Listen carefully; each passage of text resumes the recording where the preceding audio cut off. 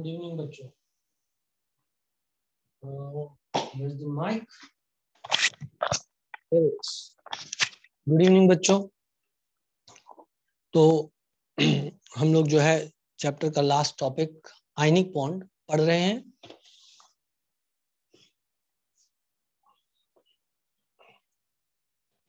आज doubt discussion में लगभग 25 के करीब बच्चे थे, बाकी बच्चे नहीं थे।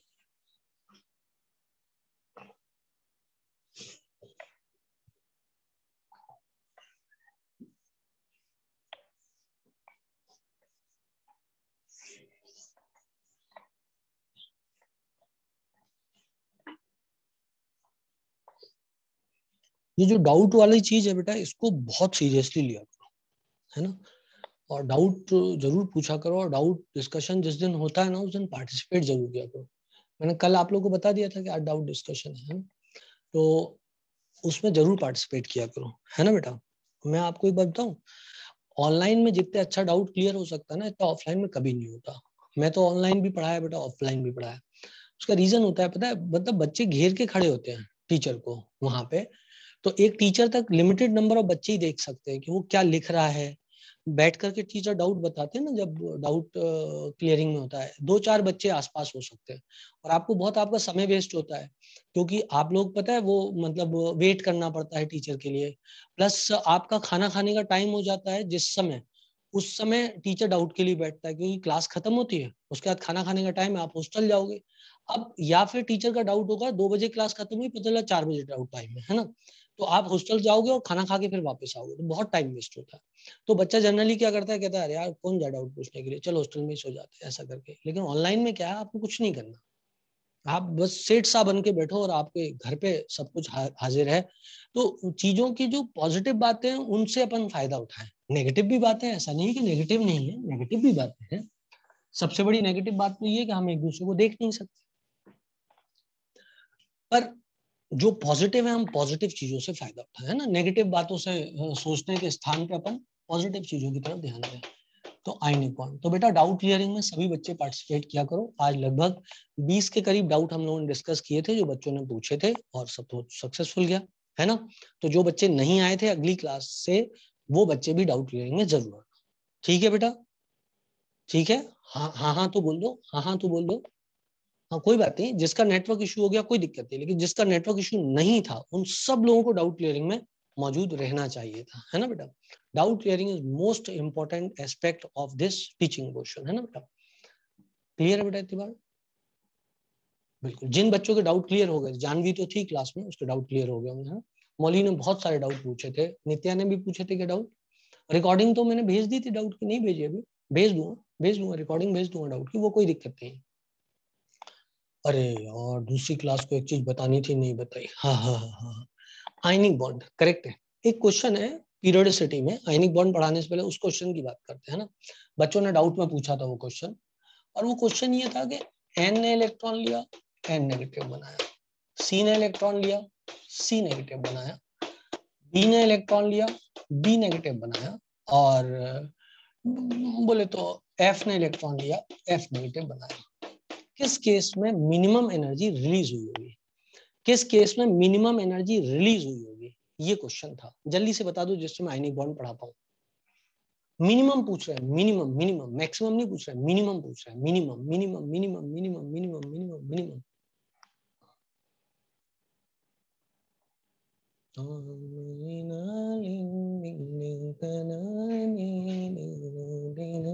अब देखो दो ही चीजें बच्चा, ये बेटा कैटाइन नहीं बेटा, बी प्लस इलेक्ट्रॉन है, सी प्लस इलेक्ट्रॉन है, एन प्लस इलेक्ट्रॉन है, एफ प्लस इलेक्ट्रॉन है।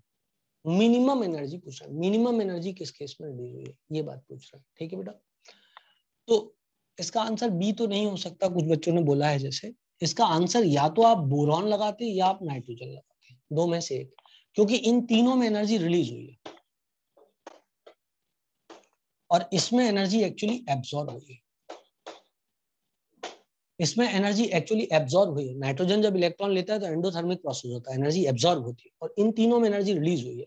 अब आपको यदि ऑर्डर याद नहीं है तो आप ऑर्डर याद करो, फॉकली बन बेनी, FOCLI बन बेनी, याद आया सब लोग को बेटा। तो ये तो एंडोथर्मिक है, एनर्जी एब्जॉर्ब कर रहा है। ये सब एनर्जी को क्या कर रहे हैं, रिलीज कर रहे हैं। जब इलेक्ट्रॉन ले रहे हैं ये भी एब्जॉर्ब कर रहे हैं, ये सब रिलीज कर रहे हैं, ये सब रिलीज करते हैं और ये एब्जॉर्ब करते हैं एनर्जी को। ठीक है बेटा, तो अब सवाल ये है कि कौन मिनिमम अमाउंट ऑफ एनर्जी को रिलीज कर रहा है।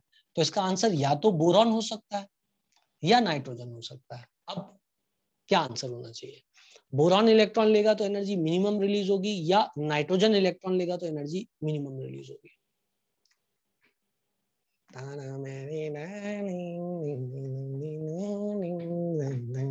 प्यार मेरा भूल नहीं जाना, बचपन का प्यार मेरा भूल नहीं जाना, तन मेरी डाली। आया?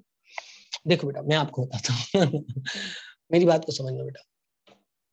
एक बात आप समझना कि जब बोरॉन इलेक्ट्रॉन को ले रहा है, इसका actually answer n plus electron gives n negative. इसका एक्चुअल आंसर है n plus electron gives n negative है। करेक्ट है बेटा। अब ये आंसर क्यों, इस बात को समझो, इसमें तो एब्जॉर्ब हुआ है, इसमें तो एब्जॉर्ब हुआ है। एक्चुअली क्यों ये आंसर करेक्ट है, मेरी बात को ध्यान से सुनो। जब नाइट्रोजन इलेक्ट्रॉन लेता है तो बेटा एनर्जी रिलीज भी होती है, एनर्जी एब्जॉर्ब भी होती है। क्यों? न्यूक्लियस खींच रहा है और इलेक्ट्रॉन्स धक्का दे रहे हैं। बोलो हो, बोलो हो, बोलो हो, बोलो हो। क्यारा मुझे बुला रही थी, क्यारा मुझे बुला रही थी, मैं उसकी ओर जा रहा था, एनर्जी रिलीज हो रही थी। सिद्धार्थ मुझे धक्का दे रहा था, सिद्धार्थ मुझे धक्का दे रहा था। क्लियर है बेटा इतनी बात? क्यारा मुझे बुला रही थी। कबीर सिंह ले लेते, सिद्धार्थ तो रियल लाइफ एग्जाम्पल है तो अपन ऐसे ही एग्जाम्पल लेते जो कि हाइपोथेटिकल है। क्यारा भानु प्रताप सिंह को बुला रही थी, कबीर सिंह भानु प्रताप सिंह को धक्का दे रहा था, वो धक्का दे रहा था। दो सिंह एक दूसरे से लड़ रहे थे क्यारा के लिए। क्लियर है बेटा इतनी बात? क्लियर है बेटा इतनी बात? इस प्रोसेस में कबीर सिंह ने इस प्रोसेस में कबीर सिंह ने बीपीएस को खूब कूट दिया, खूब कूट दिया, कूट दिस, लपक के कूट दिया। ठीक है बेटा, लपक के कूट दिया। करेक्ट है बेटा इतनी बात? ठीक है, देखो जब मैं अपना मजाक बनाऊं ना तब तुम लोग उल्टा सीधा कुछ मत बोला करो, क्योंकि ये अंडरस्टूड चीज है कि मैं अपना मजाक बनाता हूं जिससे आपको समझ में आ जाए। फिर आप लोग भी उस उल्टा सीधा बोलना चालू कर देते हो तो इसका मतलब आप गलती करते हो। I suppose you understand this. समझ रहे बात को? हम सबको मजाक करते हुए अपनी लिमिट्स के बारे में हरदम ज्ञान होना चाहिए। समझ गए ना आप सब लोग? ये एक अंडरस्टूड फैक्ट है, ये एक अंडरस्टूड एग्रीमेंट होता है टीचर्स के बीच और बच्चों के बीच कि हम दोनों अपनी लिमिट को कभी क्रॉस नहीं करेंगे। I suppose everybody understand. ठीक, हंसी मजाक चलता रहे लेकिन लिमिट कहीं पे क्रॉस ना हो। और ये कॉमन सेंस की बात है, ये संस्कारों की बात है। कुछ शब्द मुंह से चाहे भी तो नहीं निकलते, कितना भी कोशिश कर लो लेकिन वो निकलते नहीं है, क्योंकि हमारे बेसिक संस्कार हमको रोक देते हैं उन शब्दों को बोलने से। I hope you understand this. आप नोट करना बेटा, मैं मजाक हरदम करता हूं आपसे लेकिन आपकी उड़ाता कभी नहीं। There will be a rare example जहां मैं आपकी उड़ा रहा हूं, आपको विशेष स्थान दे रहा हूं। उड़ाता में सिर्फ एक व्यक्ति क्यों, वो खुद की हो। पर ये अंडरस्टूड है कि जब मैं खुद की उड़ाऊं तो तुम मत उड़ाने लग जाओ। I hope you understand this. Clear है सबको इतनी बात? Very nice. अब सुनो आप मेरी बात को ध्यान से। तो कबीर सिंह ने बट हंसते रहो, खेलते रहो, कूदते रहो, इसमें कोई दिक्कत नहीं, लेकिन सुपर कमेंट मत मारो। सुनो आप मेरी बात को ध्यान से। कबीर सिंह ने बीपीएस को खूब कूट दी। क्लियर है बात? कबीर, मैंने ये बातें आपको क्यों बताई बेटा, ऐसा ना हो कि कभी भी मेरे को कोई एग्जाम्पल देने में अंदर से सोचना पड़ जाए। तुम मेरी बात को समझ गए ना? इसलिए मैंने बोला कभी ऐसा ना हो कोई एग्जाम्पल मैं दूं मेरे को सोचना पड़े इस बात के लिए कि अरे यार ये क्या हो गया, मतलब है ना। फिर नेचुरलिटी खो जाएगी सब्जेक्ट की, और एक बार नेचुरलिटी खो गई ना सब्जेक्ट की फिर मजा नहीं आएगा मुझे। आप समझो इस चीज को। इसलिए आप देखो मैं ऑनलाइन पढ़ाता हूँ, मेरे को पता है आपके माता पिता देख रहे हैं, सब देख रहे हैं, लेकिन मैं कभी कोशिश नहीं करता कि मैं ऐसा एग्जाम्पल आपको दूं जिस एग्जाम्पल में कोई ये ना सोच ले कि अरे यार ये सर है और ये क्या क्यारा कर रहा है और ये कर रहा है वो कर रहा है। ये मैं कभी नहीं सोचता, क्योंकि मैं अपनी नेचुरलिटी को नहीं लूज करना चाहता। The day I lose my naturality, उस दिन मैं बीपीएस नहीं रह जाऊंगा। बीपीएस बीपीएस इसलिए है कि बीपीएस ऐसा पढ़ाता, नॉट डू द आर्टिफिशियलिटी। जिस दिन आर्टिफिशियलिटी इंड्यूस हो गई बीपीएस खत्म। तो वो तब तक ही है जब तक वो नेचुरल है। तो इसलिए मैंने अपनी नेचुरलिटी को लूज नहीं किया। मैं जानता हूं मेरे को बहुत लोग देख रहे हैं, बहुत लोग देख रहे हैं, अब तक हजारों लोग इन लेक्चर्स को देख चुके, पर I don't care about that. हो सकता है किसी दिन मार्केट में मिल जाऊं, बोले अरे देखो ये वो ये अब nothing can be done, but I don't lose my naturality and I am proud of that. तो चलो बात करते हैं। तो अपन क्या बात कर रहे थे? अपन बात कर रहे थे कि कबीर सिंह ने क्या किया, कूट दी इस बीपीएस को, पीट दिया। ठीक है बेटा, क्या इसका मतलब ये है कि क्यारा का प्रेम बीपीएस की तरफ नहीं था? यार अल्टीमेटली तो मैंने नफरत झेली, अल्टीमेटली तो मैंने नफरत झेली, बोलो हो, अल्टीमेटली तो मैंने नफरत ही झेली क्योंकि कबीर सिंह कूटा मेरे को ज्यादा। लेकिन इसका मतलब ये तो नहीं है कि प्यार था ही नहीं, प्यार था ही नहीं। अब इसका दूसरा एग्जाम्पल ले लेते हैं, इसका दूसरा एग्जाम्पल ले लेते हैं। Let me have one volunteer who loves Kiara a lot and thinks that nobody can love Kiara like him. Her मत बोलना प्लीज, मेरा दिल टूट जाता है ऐसी बातों से। Yes, Varun says that I am the one sir. I am the one sir who loves Kiara more than anybody else. तो बेटा जब वरुण अंदर जाएगा, जब वरुण अंदर जाएगा तो सिद्धार्थ को वो साइड से कर, और कबीर सिंह को वो साइड से कर देगा, कबीर सिंह को 2 ठूसे दे करके साइड से घुसा देगा। तो अल्टीमेटली क्या हुआ, अल्टीमेटली वो क्यारा के पास पहुंच गया। अब अल्टीमेटली एनर्जी रिलीज हुई इस पूरे प्रोसेस में, इस पूरे प्रोसेस में एनर्जी क्या हुई बेटा, रिलीज हुई। अरे यार तुमको बात समझ में आ रही है कि नहीं आ रही है? तुमको बात समझ में आ रही है कि नहीं? अल्टीमेटली इसमें रिलीज हुई। और मेरे केस में क्या हुई थी, मेरे केस में क्या हुई थी, मेरे केस में एनर्जी अल्टीमेटली क्या हुई थी, एब्जॉर्ब हुई थी। लेकिन इसका मतलब ये नहीं कि मेरे केस में एनर्जी रिलीज नहीं हुई थी। तुम लोग मेरी बात को समझ रहे हो, तुम लोग मेरी बात को समझ रहे हो। दोनों प्रोसेस एक साथ हुए थे, मोहब्बत और नफरत दोनों एक साथ चलती हैं। कभी भी एक चीज यूनिफॉर्मली एक डायरेक्शन में नहीं चलती, साइमल्टेनियसली चलती है। तो जब कभी दिल टूट जाए जीवन में तो ये मत सोचना कि एब्सोल्यूट फेलियर था, कुछ तो मोहब्बत रही होगी। क्लियर है बेटा इतनी बात, क्लियर थी बात? तो अब एनर्जी रिलीज किस केस में सबसे कम हुई, अब सोचो, अब सोचो, तो अब आपका आंसर सही आएगा कि नाइट्रोजन के केस में एनर्जी ज्यादा कम रिलीज होगी कि बोरॉन के केस में कम रिलीज होगी?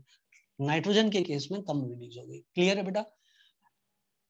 नाइट्रोजन के केस में कम रिलीज होगी। यदि आप केमिस्ट्री नहीं समझोगे इसकी तो कंफ्यूजन हो जाएगा, यदि केमिस्ट्री नहीं समझोगे तो कंफ्यूजन हो जाएगा। क्योंकि फिर ये लगेगा कि यार नाइट्रोजन ने तो एनर्जी रिलीज ही नहीं करी थी, उसने तो एब्जॉर्ब करी थी। इसने पूछा मिनिमम रिलीज्ड एनर्जी किस केस में, तो मिनिमम रिलीज्ड एनर्जी तो बोरॉन के केस में होनी चाहिए, बोलो हो। पर ये आंसर क्यों गलत हो गया? सबको बात समझ में आ गई ना? सबको बात समझ में आ गई ना बेटा?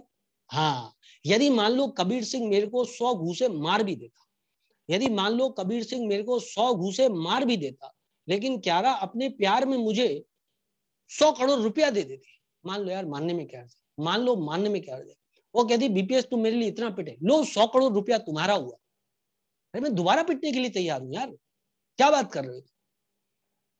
क्या तुमको मेरी बात समझ में आ रही है कि नहीं आ रही? बात समझ में आ रही है कि नहीं आ रही है? समझ रहे हो ना बात को? उतना प्यार नहीं आया जितनी नफरत मिली। 10 का नोट दिखा दी, बोली जाओ जाके हॉस्पिटल में इलाज करा ले, यार तो नुकसान हो गया। प्यार तो सिर्फ 10 के नोट का ही आया, और जो नफरत आई 100 घूसे कुदा दी। समझे बात को कि नहीं समझे? लेकिन यदि 100 करोड़ रुपया दे देती, भले 100 घूसे पड़ जाए, कोई दिक्कत नहीं है, मैं राजी हूं, मैं राजी हूं, सेकंड टाइम भी आऊं, मैं बाकी हीरोइन से भी पूछ लूंगा, आप लोग बताएं कितने घूसे मारेगा आपका वाला, मैं तैयार हूं। आप सिर्फ नोट बताओ कितने देने के लिए तैयार हो। बोले 20 का नोट, मैं कहूंगा जाओ, मैं तो नहीं आ रहा, किसी और को भेज दूंगा। उन्होंने कहा 20 करोड़, मैंने कहा अब भी आ रही हो।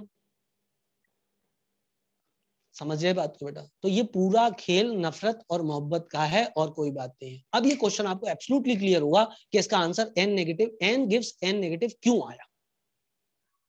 चलो आगे बढ़ते हैं, पर इसके लिए केमिस्ट्री समझना जरूरी है। भगवान कसम में केमिस्ट्री के अलावा कुछ बोलता भी नहीं। समझ रहे हैं आप मेरी बात? समझ रहे हैं आप मेरी बात? केमिस्ट्री ही बोलता हूँ जब बोलता हूँ। एक बड़े सीनियर टीचर थे, उन्होंने एक बार मेरे को ये बोला है एक जगह पे कि भानु सर केमिस्ट्री का ना बड़ा गलत उपयोग हुआ है, लोग कहते हैं कि इस हीरो की उस हीरोइन से केमिस्ट्री बहुत मिलती जुलती है, शब्द का गलत प्रयोग है। तो मैंने उनसे बोला विद ड्यू रिस्पेक्ट सर, गलत नहीं है, सही है सर। क्योंकि केमिस्ट्री जब किसी की किसी से मिलती है तो इट इन्वॉल्व्स केमिस्ट्री एक्चुअली। मैंने कहा I will explain you that. When you see someone, when you see someone and like him और हर, तो कुछ हार्मोन्स रिलीज होते हैं, एड्रेनलिन, और उसके कुछ रिसेप्टर्स होते हैं, उन रिसेप्टर्स पे जाके वो काम करता है। इससे हृदय की गति बढ़ती है और सांस की गति बढ़ती है। और जब हृदय और सांस की गति बढ़ती है तो इंसान को अच्छा लगता है, he feels good, he feels good. इसलिए केमिस्ट्री इन्वॉल्व है। और सर मैं आपको और डेप्थ में बताता हूं कि क्या होता है कि रिसेप्टर्स पे हार्मोन का जो असर है वो धीरे धीरे कम होता जाता है। तो चूंकि वो धीरे धीरे कम होता जाता है एक ही चीज से, तो जो धड़कन पहली बार में बढ़ी होती है वो 2.5 साल 3 साल बाद नहीं बढ़ती है। क्या बात समझ में आ रही है? इसलिए प्यार सदा के लिए नहीं रहता है, थोड़े दिन बाद जाके वो उतनी अच्छी भी नहीं लगती है जितनी अच्छी शुरू में लगती थी। आई होप सो मैंने आपको केमिस्ट्री सिखा दी होगी। ये रियलिटी में ऐसा होता है, मैं झूठ नहीं बोल रहा हूँ। Why love is not eternal, it is due to this chemistry, it is not eternal. तो मैं बोलता केमिस्ट्री हूं, मैं आपको सही बोलूं। खैर, आयनिक बॉन्ड आज पढ़ाना था बेटा, और मेरे को बहुत जोर से आ रहा है आयनिक बॉन्ड, मेरे को जल्दी जल्दी पढ़ाना है इसको। हालांकि मैंने इसका एक तरीका निकाला है जिससे कि अपन पढ़े भी शानदार, जानदार, ईमानदार, और वो जो टाइम लिमिट है वो भी ना एक्सीड हो। उसके लिए है कि मैं कुछ लेक्चर्स आपके लिए अलग से रिकॉर्ड करने वाला हूं। तो एडवांस केमिकल बॉन्डिंग मैं अलग से रिकॉर्ड करूंगा, उसमें जिसमें आना हो आ जाना, ऐसा करके, ठीक। सो आयनिक बॉन्ड किनके बीच बनता है? Ionic bond. आयनिक बॉन्ड जो होता है, ऊपर आयनिक बॉन्ड लिखा हुआ है यदि आपको दिखाई दे रहा हो तो, आयोनिक बॉन्ड।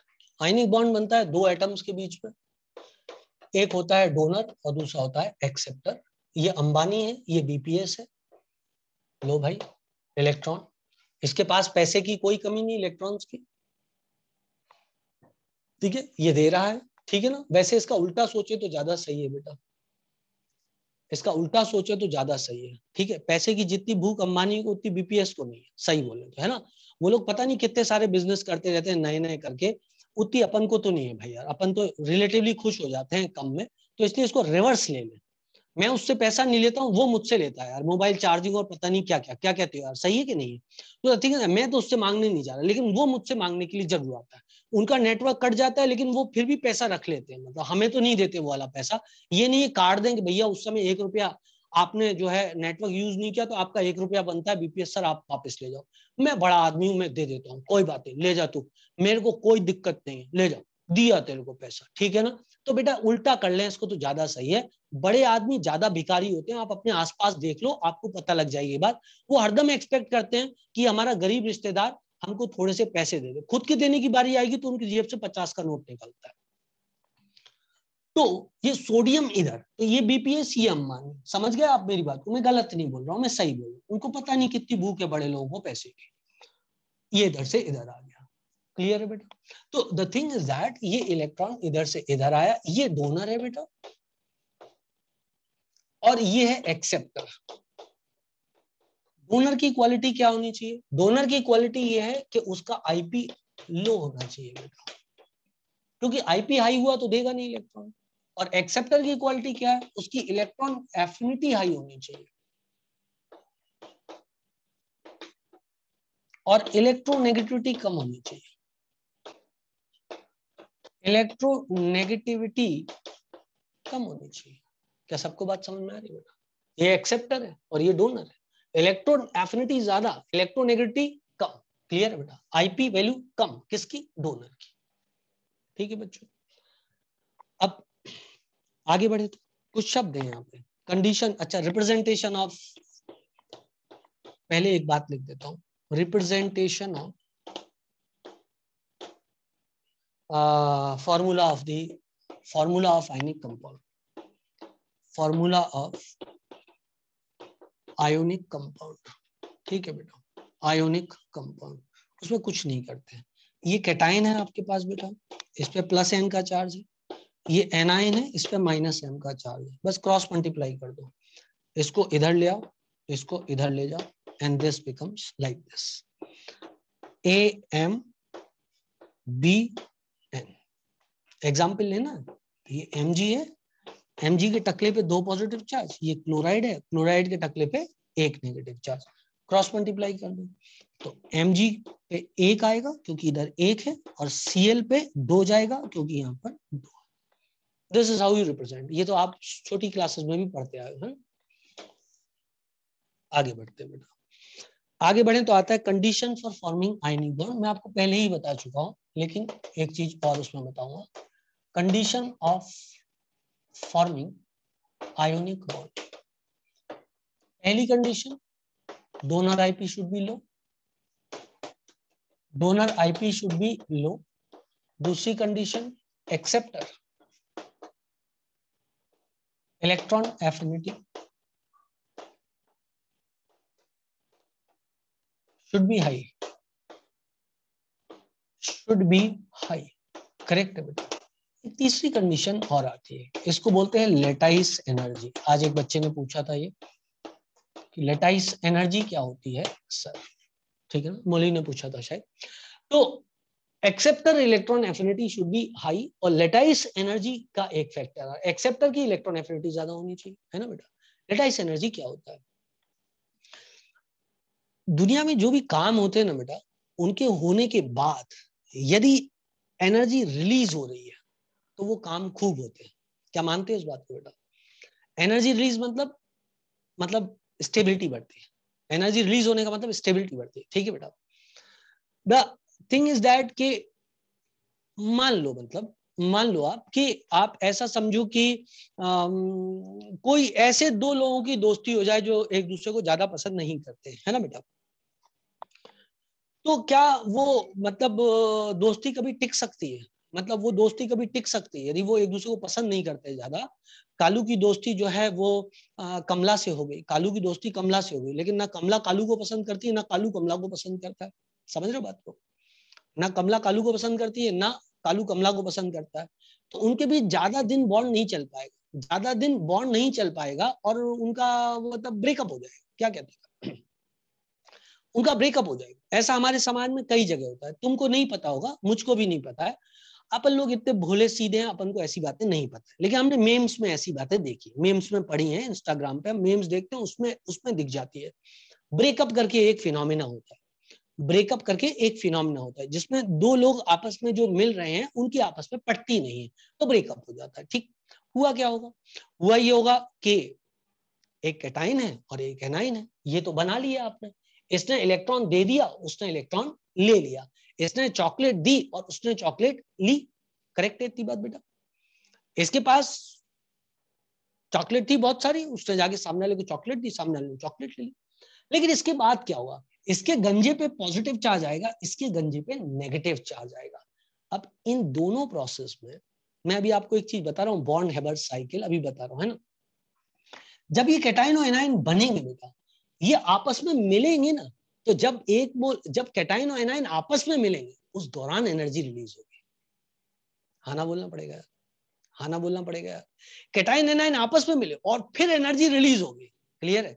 यदि एनर्जी रिलीज बहुत सारी हो रही है, मस्त है, तो आयनिक बॉन्ड बनेगा, तो आयनिक बॉन्ड बनेगा। क्यों क्यों क्यों? क्योंकि बेटा इलेक्ट्रॉन, एक बात तो तय है कि इलेक्ट्रॉन के देने में एनर्जी एब्जॉर्ब होगी। न्यूट्रल एटम जब भी इलेक्ट्रॉन देता है तो एनर्जी एब्जॉर्ब होती है, मतलब सिस्टम अनस्टेबिलिटी की तरफ गया, मतलब सिस्टम अनस्टेबिलिटी की तरफ गया। बोलो बेटा, पहला काम क्या हुआ? पहला काम यह हुआ कि आपको क्या करना पड़ा? आपको अपनी स्वतंत्रता कुर्बान करनी पड़ी।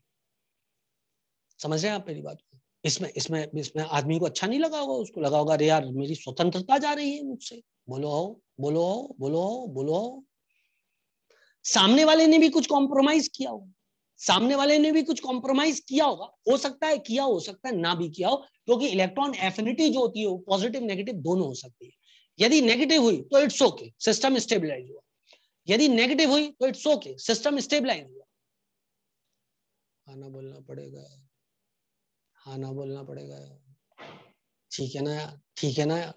मान लो सहस की शादी जो है वो श्रद्धा से हो रही है, मान लो सहस की शादी श्रद्धा से हो रही है, तो श्रद्धा का तो थोड़ा बहुत इनिशियल उसको झटका लगेगा, लेकिन सहस के लिए तो डे वन से ही बल्ले बल्ले, उसकी तो इलेक्ट्रॉन एफिनिटी पॉजिटिव है भाई। उसको तो श्रद्धा इतनी ज्यादा पसंद थी, वो तो पहले दिन से ही नाच रहे झूम रहे लपक के, समझ लो। लेकिन श्रद्धा को सोचना पड़ रहा है, वो सोच रही है इस बात को, यार काश बीपीएस होता, just joke, just joke, just joke. Clear है बेटा इतनी बात? तो श्रद्धा थोड़ा सा सोच रही है। क्लियर है? अब क्या हुआ, अब इनकी तो शादी करवा दी लोगों ने जबरदस्ती पकड़ के, शादी तो करवा दी। अब बेटा ये आपस में मिलेंगे और एनर्जी होगी दौड़ दी से रिलीज, एनर्जी होगी रिलीज। यदि ये एनर्जी रिलीज जम के हुई, श्रद्धा को बाद में पता लगा सहज तो हीरा था, मुझे नहीं पता। समझ रहे हो आप मेरी बात को? उसको बाद में ही पता लगा। बीपीएस के पास स्विमिंग पूल था, लेकिन इसके पास स्विमिंग पूल जिसमें हीरे भरे हुए हैं वो है साहस के पास। पूरा स्विमिंग पूल ही हीरे से भरा हुआ, जाओ जाके लूट लो, जितने चाहिए उतने ले लो। क्या आपको मेरी बात समझ में आ रही है? तो बेटा लपक के एनर्जी रिलीज हुई, जब बॉन्ड बना तो लपक के एनर्जी रिलीज हुई, सब कंपनसेट कर देगी, सारे सारे पाप मिटा देगी, जितने पाप थे सब मिट जाएंगे, कोई बात नहीं, कोई बात नहीं। फॉर्मेशन ऑफ Li3n, एक जमाने मैंने आपको बताया था पॉलीएटमिक एनाइंस क्यों बनते हैं, याद है आपको बेटा? पॉलीएटमिक एनाइंस क्यों बनते हैं, याद है? तुम लोग बोला था O negative negative, O negative negative का बनना is always endothermic. Polyatomic anion का बनना इज ऑलवेज एंडोथर्मिक, और कैटाइन का बनना is always endothermic from the neutral atom. इसके बावजूद Li3n बनता है, इसके बावजूद MgO बनता है। देखो Mg से Mg प्लस प्लस बनाया, एनर्जी लगी, बोलो हो। Mg से Mg प्लस प्लस बनाया, एनर्जी लगी, बोलो हो। क्लियर? N से N3 नेगेटिव बनाया, एनर्जी फिर लगी, बोलो हो। तो बेटा इसमें तो दूल्हा और दुल्हन दोनों ही दुखी है ना बे, इसमें तो दूल्हा और दुल्हन दोनों ही दुखी है ना बे। परंतु बाद में जाके पता लगा कि ये दोनों तो बहुत अच्छे लोग हैं। जब वो एक दूसरे से मिले तब उनको समझ में आया कि ये तो बहुत अच्छे लोग हैं, और इतनी खुशियां रिलीज हुई कि पुराने पाप सब मिट गए। बोलो आओ, बोलो आओ। इसको कहते हैं लेटाइस एनर्जी। जब कैटाइन एनाइन के साथ मिलता है, जब कैटाइन एनाइन के साथ मिलता है तो जो एनर्जी रिलीज होती है उसको बोलते हैं लेटाइस एनर्जी। सुनो बेटा, अब इसको डिफाइन करने के लिए पर मोल में डिफाइन कर देते, एक एक तो कुछ हो नहीं पाएगा। हाँ डेफिनेशन के फॉर्म में बता रहा हूं, खुशी रुक जा बेटा, रुक जा। When 1 mole of cation combines with 1 mole of anion, when 1 mole of cation combines with 1 mole of anion, the amount of energy released is called as lattice energy. बोल समझ में आई बात कि नहीं आई? बोल बात समझ में आई कि नहीं है? जब एक मोल कैटाइन एक मोल एनाइन के साथ कंबाइन करता है तो जो अमाउंट ऑफ एनर्जी रिलीज होती है उसको बोलते हैं लेटाइस एनर्जी। अब समझना बेटा, केमिस्ट्री में और ह्यूमन लाइफ में ये अंतर होता है। यदि लेटाइस एनर्जी को मैं एक तरीके से और डिफाइन कर सकता हूं, और वो तरीका क्या होगा, जब एक मोल कैटाइन और एक मोल एनाइन का लेटाइस स्ट्रक्चर बना हुआ हो, उसको कोई तोड़े, उसमें जो एनर्जी लगे उसको बोलते हैं लेटाइस एनर्जी। देखो बेटा, जैसे आप NaCl का स्ट्रक्चर समझो, NaCl के स्ट्रक्चर में बेटा क्या होता है, हालांकि इतना कॉम्प्लिकेटेड है कि आप देख करके घूम जाओगे। हर कोने पे एक एक क्लोराइड होता है, हर फेस सेंटर पे भी क्लोराइड होता है, हर फेस सेंटर पे भी क्लोराइड होता है। ठीक है बेटा, और जो ये एजेस हैं, एजेस के सेंटर पर सोडियम आयन होता है, एजेस के सेंटर पर सोडियम आयन होता है, और बॉडी सेंटर पर। ठीक है बेटा, ये लेटाइस स्ट्रक्चर ऑफ NaCl है, और ऐसा स्ट्रक्चर अनंत तक फैला रहेगा, ऐसा स्ट्रक्चर अनंत तक फैला रहेगा। ये तो कुछ ही एटम है जो मैंने बताया। आना बोलना पड़ेगा यार, आना बोलना पड़ेगा यार। कुछ समझ में आया लेटाइस स्ट्रक्चर का मतलब क्या है? लेटाइस स्ट्रक्चर का मतलब ये है कैटाइन एनाइन 3 डायमेंशनल स्पेस में जो अपने आप को अरेंज करते हैं उसको बोलते हैं लेटाइस स्ट्रक्चर। तो एक मोल कैटाइन एक मोल एनाइन आपस में मिलकर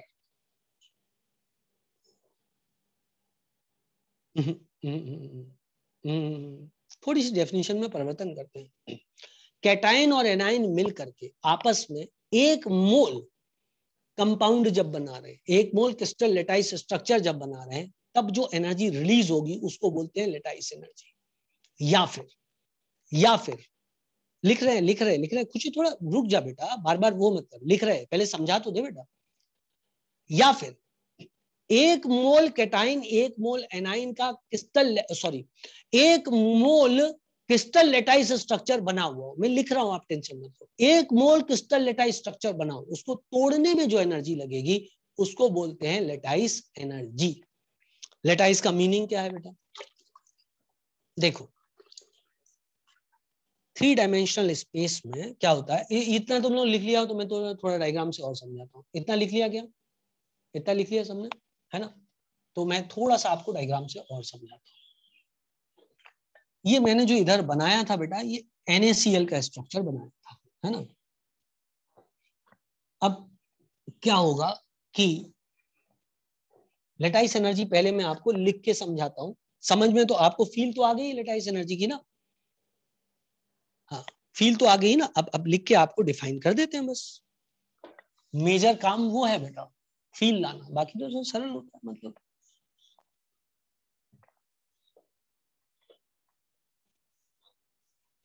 सबसे पहले ये समझना पड़ेगा लेटाइस एनर्जी होती क्या चीज है ना? पर इतनी बात आपको समझ में आ गई, लेटाइस एनर्जी किस पे डिपेंड करती है? Attraction between cation and anion पे डिपेंड करती है। बोलो बेटा, ये बात तो समझ में आ गई ना? Lattice energy attraction between cation and anion पे डिपेंड करती है। अब सुनो, मैं एग्जाम्पलीफाई करता हूँ, ठीक है? टॉपिक डाल देते हैं, लेटाइस एनर्जी। अब सुनो, Na+ और क्लोराइड आपस में मिलकर बनाए NaCl 1 मोल। मैंने बीच में बोल दिया था 1 मोल कैटायन 1 मोल एनायन आपस में मिलकर के 1 मोल NaCl बनाते, फिर मैंने उसको विड्रॉ किया था। क्यों किया था वो आपको समझ में आएगा। जैसे ये Mg++ है बेटा, यहाँ क्लोराइड के 2 मोल है। इस एग्जाम्पल में तो डेफिनेशन सही थी, और इधर क्या बना, MgCl2 बना 1 मोल। जैसे मान लो मेरे पास एल्युमिनियम+3 है, क्लोराइड है, AlF3 बना 1 मोल। तो बेटा 1 मोल NaCl जब बनता है, 1 मोल NaCl जब बनता है, अब बाय डिफॉल्ट यहाँ पे 1 मोल कैटायन 1 मोल एनायन है, तो जो एनर्जी रिलीज होती है that is called as lattice energy. अब दूसरे में क्या है, दूसरे में जब 1 मोल FgCl2 बनता है, बाय डिफॉल्ट ये है कि 1 मोल Mg++ और 2 मोल क्लोराइड के द्वारा। एक्चुअल इंपॉर्टेंट इधर का 1 मोल है। 1 मोल बनने में जो एनर्जी रिलीज होती है उसको बोलते हैं लेटाइस एनर्जी। ये कितने भी हो सकते हैं, 1-1 मोल भी हो सकता है, 1-2 भी हो सकते हैं, 1-3 भी हो सकते हैं, 3-2 भी हो सकते हैं। जैसे कोई Mg++ ले लेता और यहाँ पर नाइट्राइड ले लेता, तो इसके 2 मोल लगते, इसके 3 मोल लगते, और ये बना था Mg3N2 1 मोल। करेक्ट है बेटा? तो मोल किसका देखना है आपको? मोल आपको देखना है, मोल आपको देखना है किसका? मोल आपको किसका देखना है? मोल देखना है आपको प्रोडक्ट का। तो 1 मोल प्रोडक्ट, 1 मोल आयनिक कंपाउंड बनाने में जो एनर्जी रिलीज होती है उसको बोलते हैं lattice energy. Amount of energy released when 1 mole ionic compound is formed from its constituting ions, from its constituting ions, या इसको मैं ऐसे भी डिफाइन कर सकता हूं, और अब खुद समझना, amount of energy absorbed when 1 mole ionic compound, अब आयनिक कंपाउंड का जो स्ट्रक्चर होता है कैसा होता है? क्रिस्टल लेटाइस स्ट्रक्चर होता है।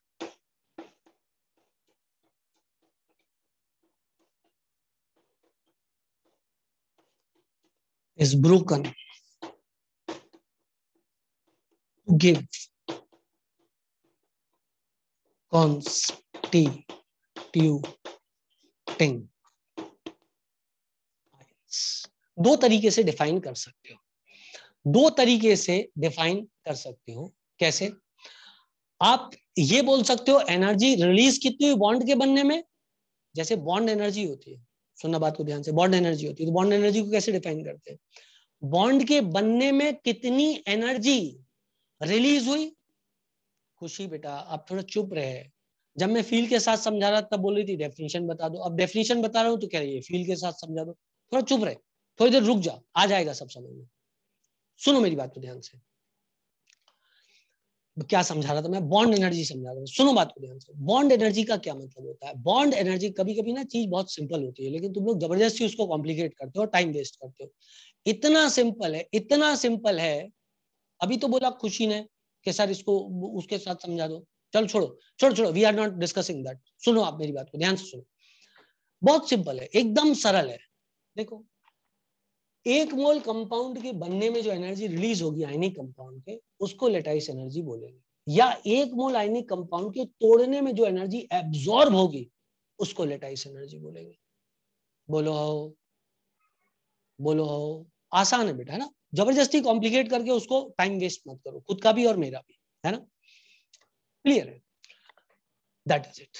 जब आयनिक कंपाउंड बनता है तो क्रिस्टल लेटाइस स्ट्रक्चर बनते हैं, जिनका मतलब होता है एक निश्चित स्थान पर, निश्चित स्पेस में, एक दूसरे के रिस्पेक्ट में, एक निश्चित स्थान पे आयंस अपने आप को अरेंज करते हैं, उसको बोलते हैं क्रिस्टल लेटाइस स्ट्रक्चर। जैसे मैंने NaCl का जब बनाया था तो क्या किया था, जब NaCl का बनाया था तो क्या किया था, NaCl का बनाते हुए कॉर्नर्स पे Cl रखा था और फेस सेंटर पे रखा था, और एज के सेंटर पर किसको रखा था, Na+ को रखा था। तो इन सब आयंस की डिस्टेंस एक दूसरे से एक रेगुलर डिस्टेंस है, इसको बोलते हैं क्रिस्टल लेटाइस स्ट्रक्चर। 12th में आएगा सॉलिड स्टेट चैप्टर, ठीक है। और हाँ, एक बच्चे ने सवाल पूछा, क्या सर दोनों केस में एनर्जी बराबर होगी, बॉन्ड तोड़ने में और बॉन्ड बनने में। एग्जैक्टली बराबर होगी, क्योंकि ये केमिस्ट्री है। यहाँ पर ये नहीं होगा कि आप ये सोचो कि बनने में जो एनर्जी लगी थी, तोड़ने में वो बनने में जो एनर्जी रिलीज हुई थी, तोड़ने में वो एनर्जी एब्जॉर्ब नहीं होगी, बिल्कुल सेम होगी। बॉन्ड को कैसे डिफाइन करते हैं वही तो मैं आपको बता रहा हूँ। सुनो आप मेरी बात को ध्यान से बेटा। जैसे मान लो बेटा, खुशी को मैंने एक चॉकलेट दिया, ठीक है। खुशी को मैंने ला करके एक अच्छा सा बढ़िया सा वो एक मेलोडी चॉकलेट दे दिया। 1 रुपए वाला चॉकलेट आता है मेलोडी, वो वाला चॉकलेट मैंने दे दिया, ठीक है। मैंने ला करके खुशी को वाला चॉकलेट दे दिया, ठीक है बेटा। हमारे बीच बॉन्ड बन गया, हमारे बीच बॉन्ड बन गया। मैंने चॉकलेट दिया खुशी को, हमारे बीच बॉन्ड है, ठीक है बेटा। जब ये बॉन्ड टूटेगा, यदि मान लो किसी बात में मेरी खुशी की लड़ाई हुई, ठीक है, बॉन्ड टूटेगा, तो ये बॉन्ड कैसे टूटेगा, खुशी मेरे को वो चॉकलेट वापस कर देगी, वो बोलेगी ये लो सर आप अपनी चॉकलेट, खत्म। समझ गया आप मेरी बात को। ऐसे केमिस्ट्री में डिफाइन होता है बॉन्ड। बनने में जो एनर्जी रिलीज हुई थी, टूटने में वो एनर्जी एब्जॉर्ब हो जाती है, दैट इज इट। समझ लो, आगे बात समझ ठोप।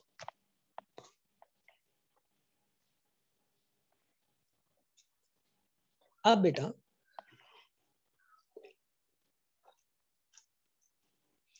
लेटाइस एनर्जी किस चीज पे निर्भर करती है, बहुत ही ज्यादा सरल है। क्या आपको लग रहा है कि लेटाइस एनर्जी इन आयंस के अट्रैक्शन पर निर्भर करती है बेटा? क्या आपको लग रहा है लेटाइस एनर्जी इन आयंस के अट्रैक्शन पर निर्भर करती है? बहुत ही सही बात है। क्या आपको ये लग रहा है कि आयंस पे चार्ज ज्यादा होगा तो लेटाइस एनर्जी ज्यादा होगी? बोलो बेटा। आयंस पे जितना ज्यादा चार्ज होगा लेटाइस एनर्जी उतनी ज्यादा होगी। बोलो आओ, बिल्कुल सही है। आयंस के साइज जितने छोटे होंगे लेटाइस एनर्जी उतनी ज्यादा होगी। आयंस के साइज जितने छोटे होंगे, छोटे साइज मतलब नजदीक से एक दूसरे को अट्रैक्ट करेंगे, तो चार्ज के डायरेक्टली प्रोपोर्शनल हो गई लेटाइस एनर्जी, और साइज के इनवर्सली प्रोपोर्शनल हो गई लेटाइस एनर्जी, ठीक है बेटा। तो lattice energy is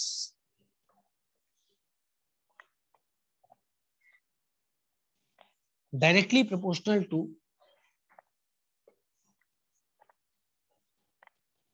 charge and inversely proportional to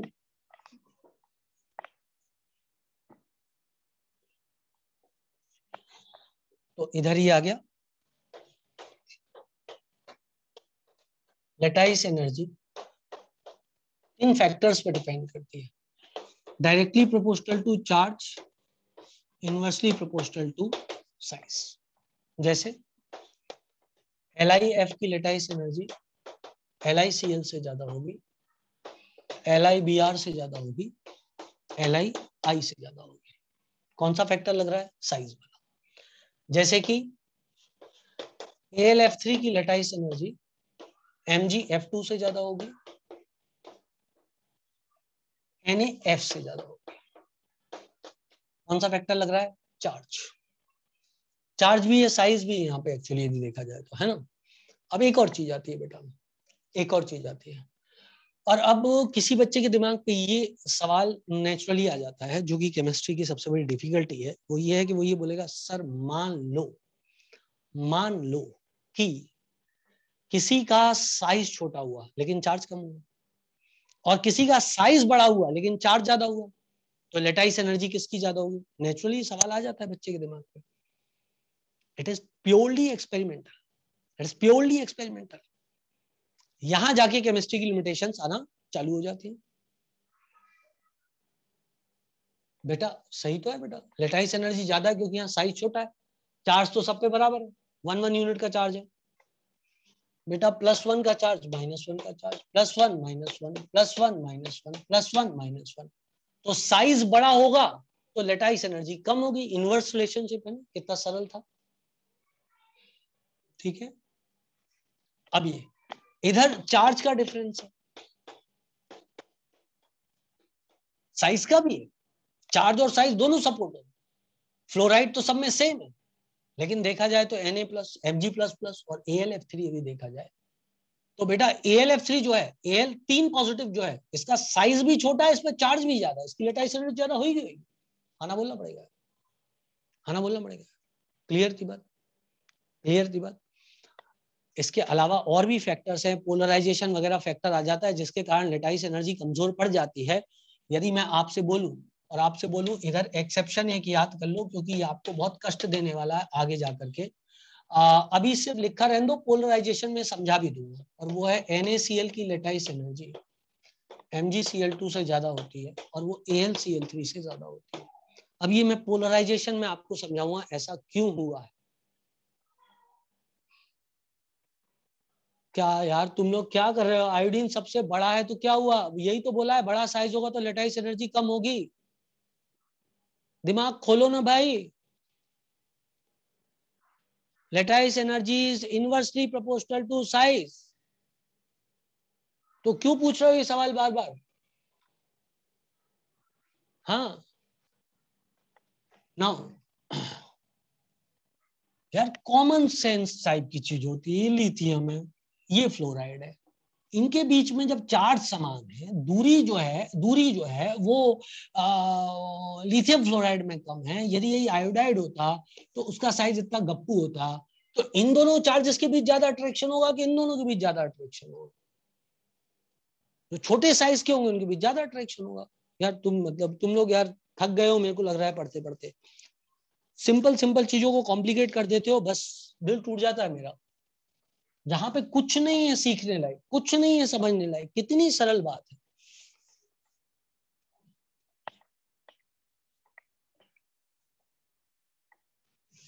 एक तो आज मैंने ग्रुप पे लिखा भी था कि तुम लोग पढ़ाई भी कम कर रहे हो आजकल, थोड़ी पढ़ाई बढ़ाओ, ऐसे काम नहीं चलेगा, है ना। चलो आगे बढ़ते, तो ठीक है, ऐसा हो गया। ये एक्सेप्शन है, इसको अभी आप रट्टा मार लेना, बाद में पोलराइजेशन में समझोगे। ये था बेटा लेटाइस एनर्जी के बारे में कुछ छोटी छोटी बातें, है ना। लेकिन फिर भी यदि कल के दिन कोई ये पूछ ले कि मेरे पास LiF है और मान लो BAS बास, अब इस पे एक पॉजिटिव चार्ज है एक नेगेटिव चार्ज, इस पे 2 पॉजिटिव चार्ज है और 2 नेगेटिव चार्ज है, बोलो हो बेटा। अब यदि कोई आपसे ये बात पूछ ले, अब यदि कोई आपसे ये बात पूछ ले कि ये आकार इसका बड़ा है और इसका, सॉरी, इसका आकार बड़ा है लेकिन चार्ज ज्यादा है, इसका चार्ज कम है लेकिन आकार छोटा है, तो charge is given the priority, charge is given the priority over the, charge is given priority over size. समझ गए आप मेरी बात को? आप कोई भी डाटा देखोगे उठा करके, क्योंकि कंप्लीटली एक्सपेरिमेंटल होता है ये, कोई भी डाटा उठा करके आप देखोगे, मैंने BAS का डाटा देखा है, LiF का भी डाटा देखा है, इसकी लेटाइस एनर्जी ज्यादा है, इसकी लेटाइस एनर्जी कम है। So charge is the major factor determine this. पहली बात तो कोई पूछना नहीं चाहिए, लेकिन कोई पूछे तो आप उसको इस तरीके से जवाब दे देना, बोलो हो। खाना बोलना पड़ेगा यार, हाँ ना बोलना पड़ेगा। लेकिन केमिस्ट्री इतनी सरल नहीं होती है, इसमें पोलराइजेशन घुस जाता है एक फैक्टर और वो सारी चीजों में डिस्टॉर्शन करना चालू कर देता है। कोई बात नहीं, सरल नहीं भी है और सरल है भी। जैसे आप समझ लो तो ये चीज सरल हो जाती है कि क्या आ सकता है एग्जाम और क्या नहीं आ सकता है। जो प्योरली एक्सपेरिमेंटल होता है एग्जाम में कभी नहीं आता। हो गई सरल केमिस्ट्री। डिफिकल्ट कहां पे हो जाती है, जब आप ये सोचने लग जाते हो ये आ गया तो क्या होगा। यार एग्जामिनर भी नहीं कर सकता उसको, यदि वो आ गया तो क्या होगा, क्योंकि वो प्योरली एक्सपेरिमेंटल है। समझे आपके नहीं समझे, समझे कि नहीं समझे। ये मैं भाई एक्सपीरियंस आपको बोल रहा हूं कि charge is the major determining factor. कोई बुक नहीं लिखती है इस बात को। समझ रहे हैं आप मेरी बात को, क्योंकि मैंने 10 20 50 डाटा देखे, उसके बाद में ये कंक्लूड किया कि charge is the major factor, जिससे आपके आंसर मेजर आ जाए।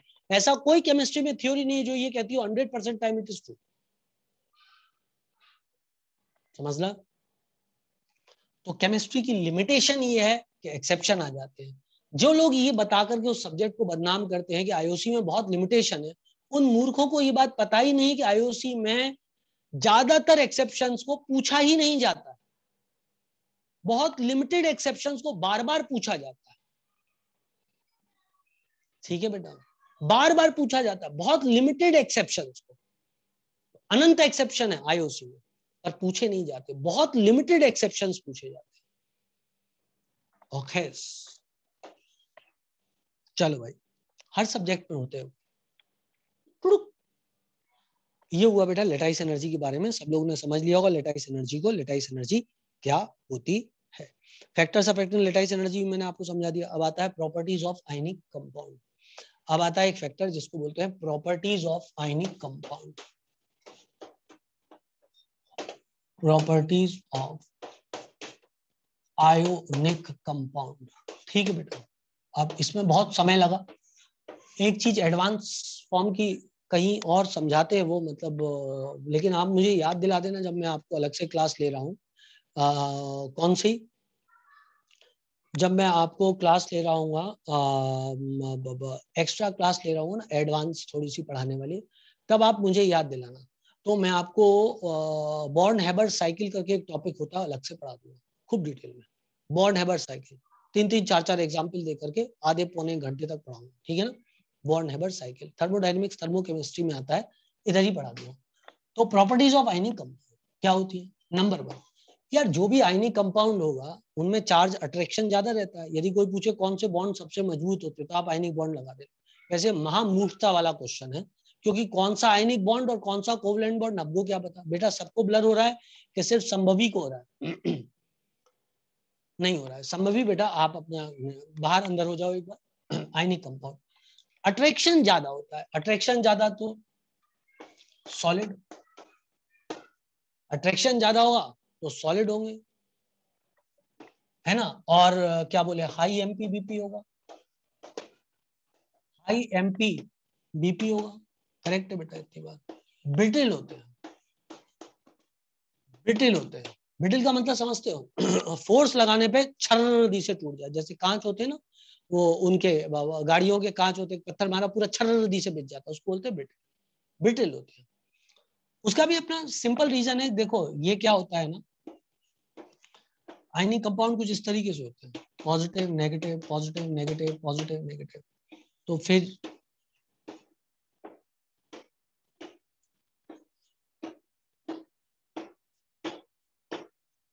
Negative positive negative positive negative positive negative positive negative positive negative positive. देखो पॉजिटिव नेगेटिव के कांटेक्ट में, नेगेटिव पॉजिटिव के कांटेक्ट में, डायरेक्ट कांटेक्ट में नहीं रहता पॉजिटिव पॉजिटिव।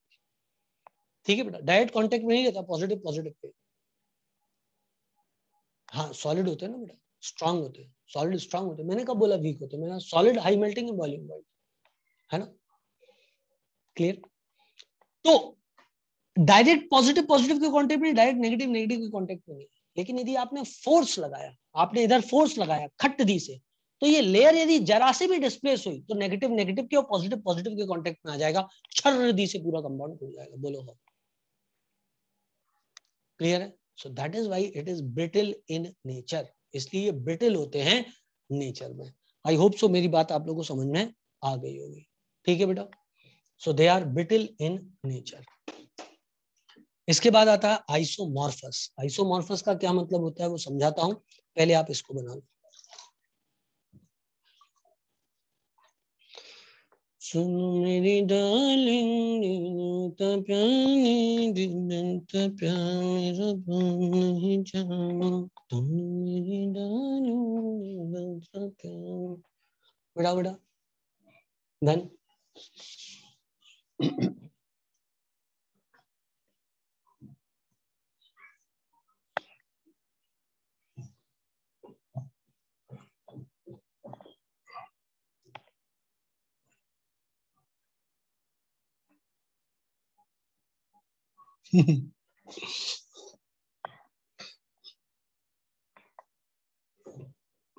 मैंने अभी देखा वो बच्चे के साथ कुछ बड़े बड़े नेता लोग भी अपना फोटो खिंचा रहे थे। बच्चे को पैसे मांग लेने चाहिए थे उनसे, सर पैसा दो। और बच्चे के पिता, माता पिता और नेता, वो बच्चा खुद बहुत खुश हो रहा होगा कि नेता उसके साथ फोटो खिंचा रहे हैं। नेता तो उसके कभी काम नहीं आएगा, लेकिन नेता अपनी नेतागिरी चमकाने के लिए बच्चे के पास गया, ये बात सही है। तो बच्चे को पैसा मांग लेना चाहिए कि महाराज तुम तो किसी काम के नहीं हो, तुम आज तक किसी काम नहीं आए, हमारे भी काम नहीं आओगे, सच बात तो ये, तुम तो बड़े आदमी हो, है ना। तो द थिंग इज दैट कि अब आपको काम है मुझसे, तो आप थोड़ा बहुत पैसा दे दो। 2 करोड़ रुपए दिए उसको गाना गाने के लिए, क्या बात कर रहे हो यार। दिए क्या 2 करोड़ रुपए? नहीं है, भाग यहाँ से, ऐसे पैसे बट रहे हैं क्या? 2 करोड़ रुपए दिए, दिए तो मैं भी तो अच्छा गा रहा हूँ यार, मेरे को भी दे दे 2-4 लाख रुपए। सुनो मेरी डार्लिंग दिल तुमका प्यार मेरा भूल नहीं जाना। तो नेताजी ने क्यों दिए उसको 2 करोड़ रुपए? मतलब ऐसा क्या, मतलब उनको वो लगा ओरिजिनल गाने वाले को दिए, वो गरीब मतलब बच्चा क्यों, कोई प्रॉब्लम वगैरह है क्या? मैंने इतना डिटेल नहीं देखा, लेकिन बस सुना है थोड़ा बहुत, बच्चे को कोई प्रॉब्लम वगैरह, फेमस हो गया इसलिए? नहीं तो गरीब है तो 2 करोड़ रुपए दे दिए, मतलब ऐसा क्या है, ऐसा मैं भी गरीब हूँ।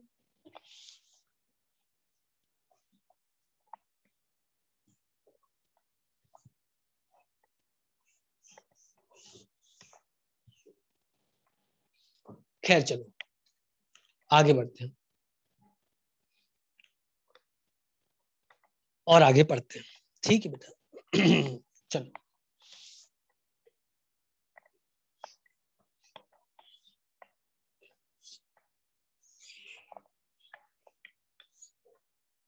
आप मेरी बात को ध्यान से सुनो, मैं क्या बोल रहा हूँ आपसे। बॉइलिंग पॉइंट, मेल्टिंग पॉइंट, है ना। अभी एक बात बताता हूँ मैं आपको, कंडक्टिविटी, कंडक्टिविटी, ठीक है ना। मुझे उसके लिए एक वॉलंटियर चाहिए, कोई भी होशियार बच्चा जो वॉलंटियर बनना चाहे। मनस्वी वॉलंटियर बनना चाहती है, मनस्वी।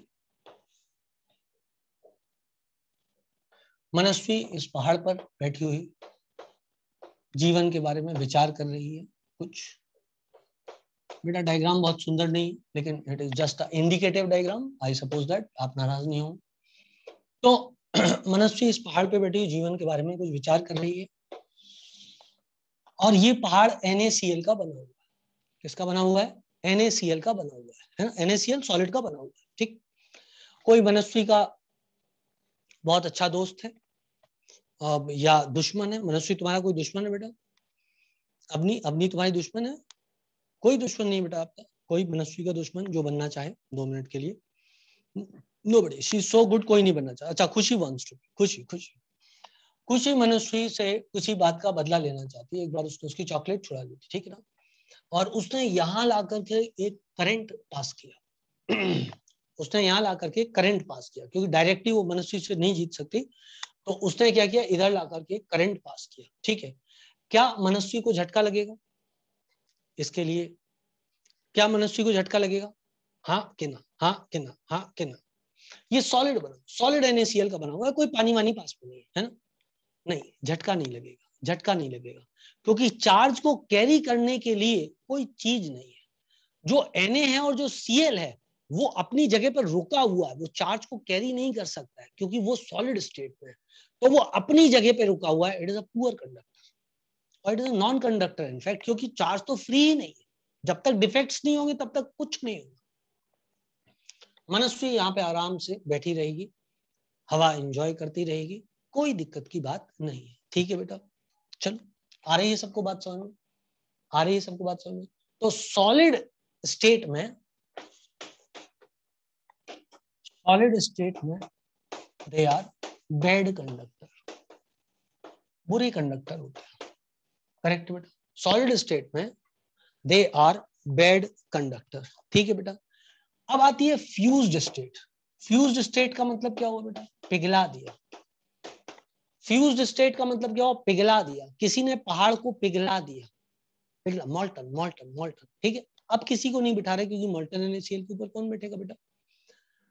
दूसरी तरफ क्या करंट पास होगा? हाँ होगा, क्योंकि अब आयंस अपनी जगह से मूव कर सकते हैं। Not very good conductor, don't say very good conductor, क्योंकि अट्रैक्टिव फोर्सेस अभी भी हाई हैं, so they are better conductor, not the very good conductor.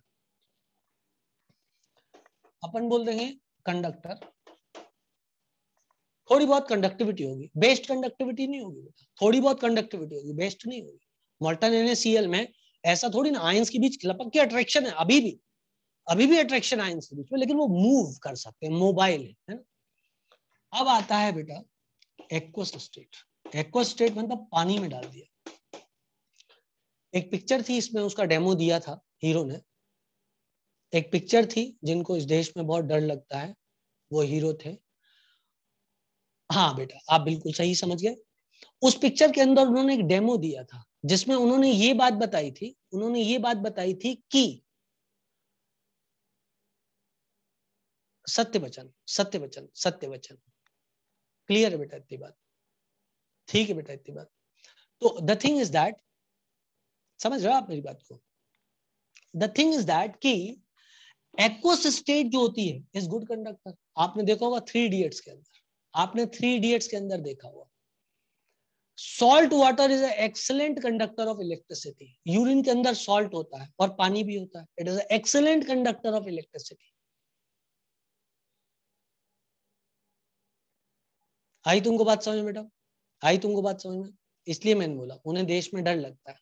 वो बात अलग है, इस देश की लड़कियों को भी उनसे डर लगता है, कब किसको तलाक दे दें कोई भरोसा थोड़ी ना। I suppose you understand this. Clear है बेटा इतनी बात? तो the thing is that aqueous state, मैंने अभी एक चुटकुला सुना जिसमें था पहली इडियट, दूसरी इडियट, थर्ड इडियट, अब कौन? सो एक्वस स्टेट, क्लियर थी बात? एक्वस स्टेट में किसकी कंडक्टिविटी ज्यादा होगी? एक्वस स्टेट में किसकी कंडक्टिविटी ज्यादा होगी? एक्वस स्टेट में कंडक्टिविटी क्या होगी? अच्छी खासी होगी, very good conductor, very good conductor. क्यों वेरी गुड कंडक्टर बताओ? क्यों वेरी गुड कंडक्टर बेटा? क्योंकि अब आयंस फ्री है, ions are free to move. Correct है, बस हो गया। ये शायद चौथा पॉइंट था। पांचवा point, isomorphous. Isomorphous that is such compounds in which cations and anions have same electronic configuration, same electronic configuration। जैसे कि बेटा NaF हुआ और MgF2, NaCl हुआ और MgCl2। करेक्ट है बेटा? जैसे कि ये तो सेम ही एग्जाम्पल लिख दिया क्या मैंने यहाँ पे? नहीं नहीं नहीं नहीं, ये वाला एग्जाम्पल लिखना चाहिए था, सॉरी। NaCl कितने इलेक्ट्रॉन हुए? 10 इलेक्ट्रॉन, 1s2 2s2 2p6। और क्लोराइड में कितने हो जाएंगे? वो भी सही था वैसे एग्जाम्पल, वो भी एग्जाम्पल सही था। और क्लोराइड में कितने हो जाएंगे? 1s2 2s2 2p6 3s2 3p6। Similarly इधर हो जाएगा, इधर भी कैटायन और एनायन का, इन दोनों का इलेक्ट्रॉनिक कॉन्फ़िगरेशन क्या है? सेम टाइप का बेटा। तो ऐसे कंपाउंड जिनमें कैटायन और एनायन का इलेक्ट्रॉनिक कॉन्फ़िगरेशन सेम टाइप का होता है वो आपस में एक दूसरे के आइसोमॉर्फस होते हैं। बोलो हाउ? आ गया बेटा समझ में? जिनमें कैटायन और एनायन का इलेक्ट्रॉनिक कॉन्फ़िगरेशन सेम टाइप का हो वो आपस में, two compound are said to be isomorphous if they have similar number of electrons as well as similar number of ions. अच्छा, as well as similar number of ions, तो ये मैंने थोड़ा सा गलत किया क्या? हाँ सॉरी मुझे लग ही रहा था मैंने कुछ गलती कर दी इसमें, सॉरी सॉरी सॉरी, इसको मिटा देता हूँ क्योंकि ये एग्जाम्पल में इलेक्ट्रॉनिक कॉन्फ़िगरेशन सेम थी लेकिन आयन सेम नहीं बन रहे थे। Having same electronic configuration and same number of ions, बहुत बढ़िया, आगे बढ़ते हैं, and same number of ions. ठीक है ना? मेरी बात को ध्यान से सुनना आप लोग, सुनना ध्यान से। Such compound in which cation and anion have same electronic configuration and same number of ions. कैसे? एग्जाम्पल ले लेते हैं, जैसे कि मैंने एग्जाम्पल लिया NaF और MgO।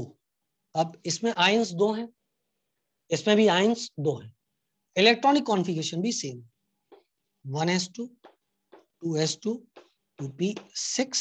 फ्लोराइड का भी electronic configuration 1s2 2s2 2p6।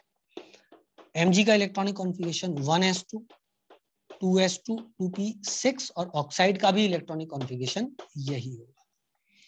एक और एग्जांपल इसका ले लेते हैं, और एक और एग्जांपल इसका हो जाएगा CaCl2 और K2S। Ca++ में 18 इलेक्ट्रॉन, क्लोराइड में 18 इलेक्ट्रॉन, K+ में 18, सल्फाइड में भी 18। Same electronic configuration of cation और एनायन आएगा दोनों में। इसके कैटायन का जो इलेक्ट्रॉनिक कॉन्फ़िगरेशन है वही इसके कैटायन का है, इसके एनायन का जो है वही इसके एनायन का है। क्या मेरी बात सबको चमक गई है बेटा? हाँ ना बोलना पड़ेगा। और सेम नंबर ऑफ आयंस हो गए, इलेक्ट्रॉनिक कॉन्फ़िगरेशन भी सेम टाइप का है और सेम नंबर ऑफ आयंस भी है, तो उनको बोलते हैं अपन isomorphous. Same number of कैटाइन्स and एनाइन्स, ध्यान से सुन लो बेटा, सेम नंबर ऑफ कैटाइन, यहाँ कैटाइन एनाइन की संख्या कितनी है? एक कैटाइन एक एनाइन। इधर कितना है? एक कैटाइन एक एनाइन। बोलो एग्रीड? एग्रीड? दोनों में दो दो हैं। दूसरी बात, दोनों में मतलब इधर भी दो आयन इधर भी दो आयन, इधर एक कैटाइन इधर एक कैटाइन, इधर एक एनाइन इधर एक एनाइन। कैटाइन का जो इलेक्ट्रॉनिक कॉन्फ़िगरेशन इधर है वही इधर है, जो एनाइन का इधर है वही इधर है। This are compounds are called as isomorphous compounds. ये एग्जांपल भी सेम टाइप का एग्जांपल है। ठीक है, और थोड़ा डिटेल इसके बारे में बताता हूं। ये एक डेफिनेशन है आइसोमॉर्फस की, इससे ज्यादा वाइड डेफिनेशन है आइसोमॉर्फस कंपाउंड की, वो भी मैं आपको बताता हूं, जिसमें कैटाइन एनाइन का इलेक्ट्रॉनिक कॉन्फ़िगरेशन के बारे में नहीं बोलते हैं। मिटा दे बेटा,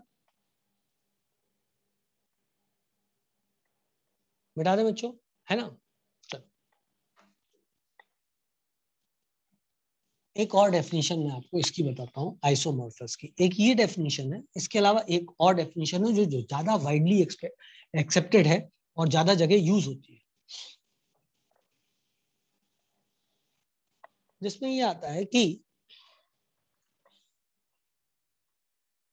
आइसोमॉर्फस का मतलब क्या है, पहले ये समझा जाए। तो आइसोमॉर्फस का मतलब होता है जिनका रूप एक जैसा हो।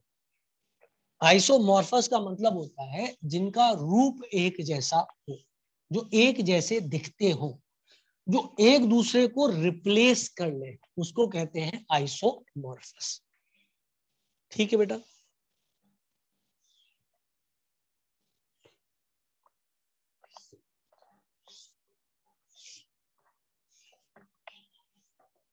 तो here we come on to the isomorphous. वापस से लिख रहा हूं मैं यहाँ पर, आपको वापस से लिखने की जरूरत नहीं, आप आगे लिखना।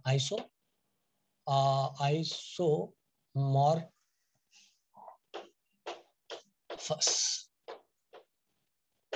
कंपाउंड्स। आइसो मतलब सेम, और मॉर्फा मतलब सेम, और मॉर्फा मतलब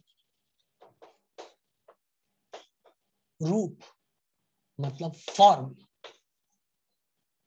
ठीक है बेटा, मतलब फॉर्म। जो क्रिस्टल लेटाइस स्ट्रक्चर में, तुम लोग को याद है थोड़ी देर पहले मैंने आपको क्रिस्टल लेटाइस स्ट्रक्चर बताया था,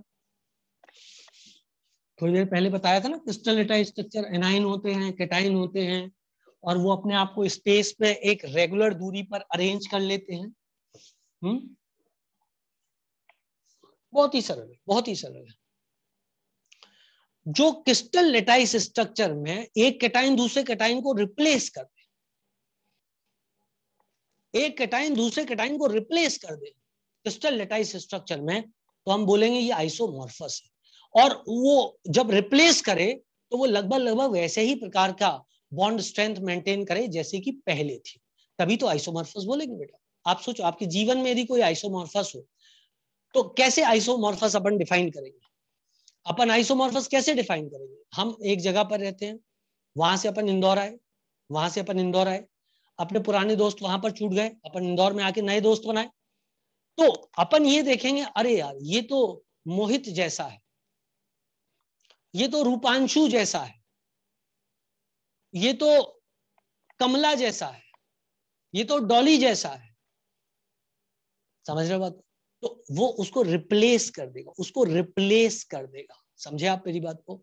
आप समझ गए होंगे, जीवन में ऐसा कई बार होता है, आपने देखा होगा, कोई और आता है आके रिप्लेस कर देता है। और वो रिप्लेस जो करता है, पुरानी पिक्चर में आपने देखा होगा, हीरोइन जो है कहीं चली गई और उसके बाद में एक नई हीरोइन आती है, और वो नई हीरोइन आकर के एग्जैक्टली हीरो को वैसी दिखाई देती है, ओ ये तो बिल्कुल, इसमें तो बिल्कुल वैसी क्वालिटीज है, और वो उसको रिप्लेस कर देती है। धोनी, धोनी पिक्चर में आपने देखा होगा, बिल्कुल सही, धोनी पिक्चर में आपने देखा होगा, एक सुंदर कन्या जाती है, दूसरी सुंदर कन्या आती है, और वो देखता है कि अरे ये सुंदर कन्या में भी वही गुण है जो पुरानी सुंदर कन्या में थे, और इसके साथ ही नई सुंदर कन्या पुरानी सुंदर कन्या को रिप्लेस कर देती है। आइसोमॉर्फस की कहानी बिल्कुल ऐसी। बोलो हो, बोलो हो, बोलो हो। अभी आप छोटे हो इसलिए आप नहीं समझते हो इस बात को। जैसे जैसे बड़े होगे, जैसे जैसे बड़े होगे, वैसे वैसे इस बात को आप, क्या मेरी आवाज चली गई क्या? क्या मेरी आवाज चली गई क्या? नहीं आ रही है ना? छोड़ो। जैसे जैसे बड़े होगे वैसे वैसे आप इस बात को समझो, कुछ लोग जीवन से जाएंगे, जाएंगे, नए लोग आएंगे, वो उन जैसे ही हो। खैर और एक्सटेंड नहीं करता, अब आपको समझ में आ गया आइसोमॉर्फस का ये मतलब है। सो दोज कंपाउंड्स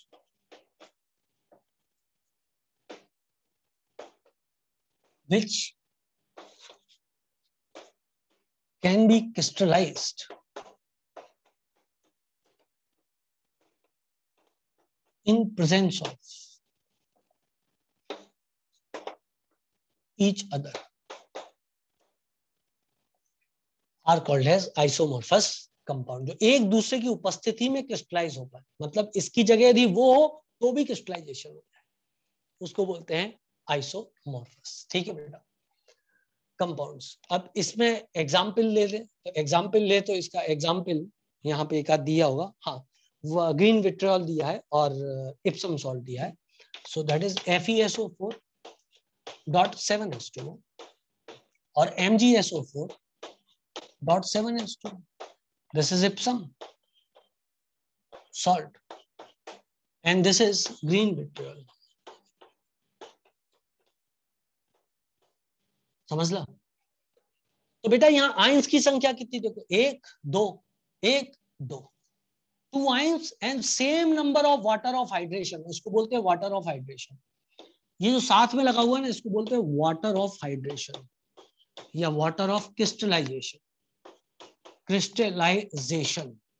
तो इनमें number of ions are same इस नई डेफिनेशन में, and water of crystallisation is also same. Number of ions are same and water of crystallization is also same. Number of ions are same. ions दो, ions दो, इस पे एक ferrous ion एक sulphate ion, एक magnesium ion और एक sulphate ion, and water of crystallisation, and water of crystallisation, मतलब जब क्रिस्टलाइजेशन होता है तो साथ में जितने मोल वाटर एडेड होता है, water of crystallisation is also same, वो भी सेम होता है। जैसे कि मैं इसके साथ यदि एग्जाम्पल ये बना दूं कल के दिन, मान लो FeSO4.7H2O और CuSO4.5H2O, तो इस एग्जाम्पल में ये दोनों एक दूसरे के आइसोमॉर्फस नहीं है बेटा, क्योंकि इनमें वाटर ऑफ क्रिस्टलाइजेशन अलग है। बोलो समझे, बोलो समझे, ठीक है ना। तो आइसोमॉर्फस की डेफिनेशन आपको थोड़ी ज्यादा वृद्ध मिलती है, वो यहां पर मिलती है, और ये ज्यादातर एग्जाम में आने की उम्मीद है कि कौन से कंपाउंड आइसोमॉर्फस होते हैं। तो फील आ गई तुमको आइसोमॉर्फस कौन होता है? जब कोई किसी को रिप्लेस कर ले, और रिप्लेस करने के लिए यदि कोई कल के दिन आपको ये स्टेटमेंट दे दे कि in isomorphous compound the cation is to anion ratio of size is almost similar, तो will you agree with that और नॉट? यदि कोई ये बोले कि दो आइसोमॉर्फस कंपाउंड में कैटाइन इज टू एनाइन का रेशियो लगभग सेम टाइप का होता है, you must agree to that. बेटा यदि रेशियो सेम टाइप का नहीं होता तो उनके साइज और चार्जेस यदि अलग अलग प्रकार के होते तो क्या वो एक दूसरे को रिप्लेस कर पाते? बेटा रिप्लेस करने के लिए ये जरूरी है कि जैसा पुराना वाला था वैसा ही नया वाला, तभी रिप्लेस कर सकता है, वरना वो रिप्लेस नहीं कर पाएगा। आया कि नहीं आया? आया कि नहीं आया? क्लियर है? मैं ये नहीं कर रहा हूं एग्जैक्टली सेम हो, लेकिन सिमिलर तो होना चाहिए। एग्जैक्टली सेम हो ये जरूरी नहीं है, सिमिलर तो होना चाहिए।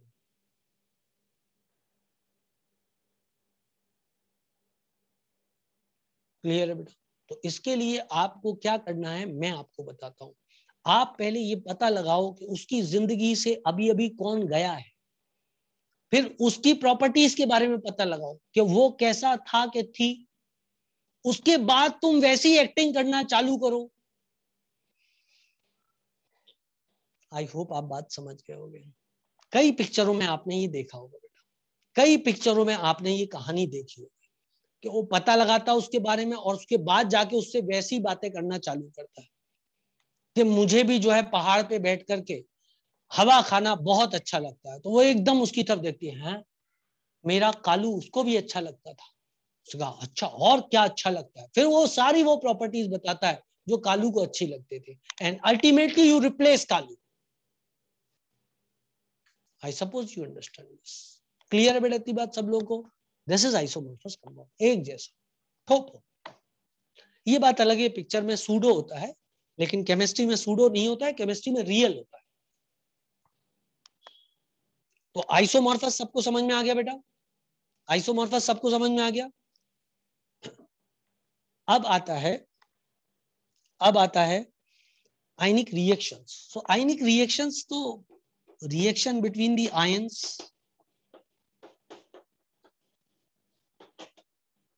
इसमें कुछ पढ़ने को नहीं है, in fact they are very fast. Ionic compound show ionic reaction and covalent compound shows molecular reaction. ठीक है, ionic compound shows ionic reactions, और आयनिक कंपाउंड बेटा जो आयनिक रिएक्शन बनाते हैं ना वेरी वेरी फास्ट होते हैं, and they are very very fast, क्योंकि उन्हें कुछ करना नहीं पड़ता एक्चुअली। यहाँ पे एग्जाम्पल लिख देता हूँ, जैसे Na+ है और क्लोराइड है, एक दूसरे से बस उन्हें कंबाइन ही करना है तो ये रिएक्शन काफी फास्ट होगी। इसलिए आयनिक रिएक्शन जो होती है ना वो बहुत फास्ट होती है। हाँ बेटा, अब 6th पॉइंट हो 7th हो मेरे को याद नहीं है, जो भी पॉइंट हो, 6th हुआ तो 6th लिख लेना। Ionic compound show ionic reaction, they are very fast, क्योंकि आयंस के बीच में रिएक्शन हो रही है, आयन बन चुके हैं उसके बाद रिएक्शन हो रही है, ये मान समझ रहे बात को? तो आयनिक रिएक्शन आर वेरी फास्ट होकर, आयन बने बनाए थे उसके बाद रिएक्शन हो रही है। तो बेटा आपको कुछ करना तो है ही नहीं, पॉजिटिव और नेगेटिव सामने खड़े, धाड़ दीजिए, बस खत्म बात। कोवलेंट कंपाउंड अलग कहानी होती है। कोवलेंट रिएक्शन जो होती है रिलेटिवली स्लोअर होती है, क्योंकि उनमें पहले बॉन्ड टूटता है फिर नया बॉन्ड बनता है, तो बॉन्ड टूटने में भी टाइम लगता है ना। चलो इसको जल्दी से करो, 5 मिनट बचे हुए हैं, फिर मैं आपको छुट्टी दूंगा 8:20 पे। अभी तो अपन पढ़ रहे हैं। हो गया बेटा? जनार्दन, अब आएगा नया शब्द, कल ये चैप्टर खत्म हो जाएगा। अब आएगा नया शब्द जो कि है सॉल्युबिलिटी है। नया पॉइंट आता है जो कि है सॉल्युबिलिटी, है ना। सॉल्युबिलिटी का क्या मतलब होता है बेटा? सॉल्युबिलिटी का मतलब होता है घुलनशीलता, सिंपल सिंपल लिटिल स्टार, है ना। कोई घुलनशीलता, है ना।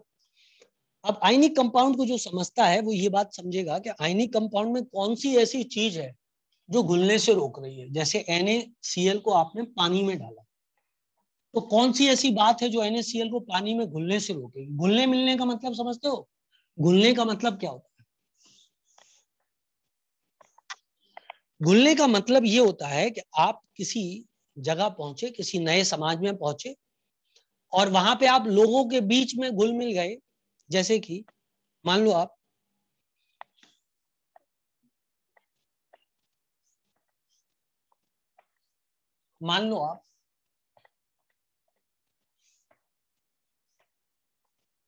कि BPS सर पहले जो है वो लंदन में रहते थे। मान लो यार, मानने में क्या, मैं पहले लंदन में रहता था, अंग्रेज हूं एक्चुअली, मतलब मैंने कभी आपको बताई नहीं बात, है ना। अंग्रेज हूं मैं, इंडिया आया, माइग्रेट हुआ, मैंने आपकी भाषा सीख ली, सारी बातें सीख ली आपकी, और अब मुझे अपने घर की याद भी नहीं आती, अब मुझे लंदन की याद भी नहीं आती। वहां का कोई भी गोरा, वहां की कोई भी गोरी, वहां का कोई भी काला, वहां की कोई भी काली, मुझे अब इन्फ्लुएंस नहीं करते, मुझे बस इंडिया ही पसंद है। क्लियर बेटा? तो आप क्या बोलोगे? आप बोलोगे BPS सर यहाँ पे घुल मिल गए। आप क्या बोलोगे? आप बोलोगे BPS सर यहाँ पे घुल मिल गए, बिल्कुल इंडियन छाप दिखते, बिल्कुल उनके अंदर इंडिया जैसी झलक आती है, देख के पता ही नहीं लगा सकते आपके अंग्रेज है। बोलो बेटा, इसको अपन बोलेंगे ना, इसको बोलेंगे घुल मिल जा। घुल मिलने के लिए क्या जरूरी है? 2 चीजें जरूरी है। एक, मैं ऐसा क्यों हुआ? क्योंकि जब मैं इंदौर आया आप लोगों ने बहुत प्यार दिया, मैं जहां गया सबने मेरे को कुछ कुछ किया, बोले है क्या प्यारा, ऐसे करके कुछ कुछ किया। इतना प्यार मिला, इतना प्यार मिला कि मैं अपने पुराने प्यार भूल गया। पुराना प्यार मेरा कहाँ था? लंदन का प्यार था, ठीक है बेटा। और उन लोगों ने भी ज्यादा मेरे को फोन वोन नहीं लगाया, उन लोगों ने भी ज्यादा मेरे को फोन वोन नहीं लगाया, तो मैं यहां घुल मिल गया। यदि मान लो मेरा अट्रैक्शन वहां से बना हुआ होता, वहां की कायरा मुझे रोज फोन लगाती, मान लो यार वहां भी तो कोई कायरा होगी ना, वो मुझे रोज फोन लगाती, कैसे हो, क्या कर रहे हो, हाँ हाँ क्यों नहीं, रानी मुझे रोज फोन लगाती, एलिजाबेथ। मैं कहती और बेटा कैसा है तू, मैं कहता अच्छा हूँ। समझ रहे बात को? रोज फोन लगाती, खाना खाया बेटा कि नहीं खाया, मैं कहता खा लिया। कोई पैसे वैसे की जरूरत हो तो बता दे, मैं कहता हाँ ठीक है जरूरत, भेज दो। क्लियर है बेटा इतनी बात? गाड़ी घोड़ा कुछ चाहिए हो तो बता दे, घर वर कुछ चाहिए हो तो बता दे, मैं कहता हाँ चाहिए, महल चाहिए माता जी, मेरे को महल दिला देती। तो क्या मैं लंदन के बारे में भूलता? मैं नहीं भूलता। मैं कहता यार हमारी आंटी कितनी अच्छी है, हमको जो चाहिए वो दे देती है, तो मैं तो इधर के लोगों के साथ घुलता ही मिलता नहीं। मैं हरदम उनको बोलता, लंदन के लोग होते हैं यार, जो होते हैं जब फोन लगाओ तब मेरे को पौंड में पैसा भेज देते हैं, बेहतरीन। आया कि नहीं आया? आया कि नहीं आया? तो मेरा बॉन्ड आपके साथ नहीं बन पाता, क्योंकि मेरे को रोज लंदन से जो है वो फोन आता था, रानी का भी फोन आता था, और वहां की जो क्यारा थी उसका भी फोन आता था, सारे गोरे लोग वहां से मेरे को फोन लगाते थे, गोरियां भी लगाती थी। समझ रहे हो बात को? गोरियां भी लगा, अरे टाइम हो गया तो तेरे को कौन सा जंगल में जाना है, घर ही तो बैठे हुए, रुक जा 2 मिनट। तो द थिंग इज दैट गोरियां भी फोन लगाती थी, क्या कहते हैं यार। तो मैं इधर लोगों को ज्यादा भाव नहीं देता, तो मैं यहाँ लोगों को ज्यादा भाव नहीं देता, अपनी सॉल्युबिलिटी इंडिया में कम रहती, ठीक है बेटा। सॉल्युबिलिटी ज्यादा रहने के लिए क्या जरूरी है? और दूसरा बात ये भी हो सकती थी कि आप भी मेरे में रोज जूते मार रहे हो, रोज मेरे को नफरत की नजर से देख रहे हो, भाई यहाँ से कहां से आ गया तू लंदन से यहाँ पे, तो बेटा मेरी सॉल्युबिलिटी तो नहीं हो पाती। सॉल्युबिलिटी कब अच्छी होगी? जब वो अपना प्यार छोड़ दे और मैं अपना पुराना प्यार छोड़ दूं और नया प्यार मुझे अजमा ले, अपना ले और नए प्यार को मैं अपना लूं, तो सॉल्युबिलिटी ज्यादा होगी। बोलो हो, आया सबको समझ में? अब सॉल्युबिलिटी में आपको कल समझाऊंगा। आज मैंने आपको सॉल्युबिलिटी का मतलब समझाया है। स्वस्थ रहें, मस्त रहें, खुश रहें और कृपया करके बहुत सारी पढ़ाई करते रहें। प्लीज पढ़ाई को कम ना होने दें, पढ़ाई को कम ना होने दें, मैं आपको बता रहा हूं। करते रहो, एक आध दिन गिर जाए लेकिन फिर भिड़ जाओ, फिर भिड़ जाओ, फिर भिड़ जाओ, तभी हो पाएगा काम। ठीक है बेटा, बाय बाय, छाता, सी यू, बाय बच्चों।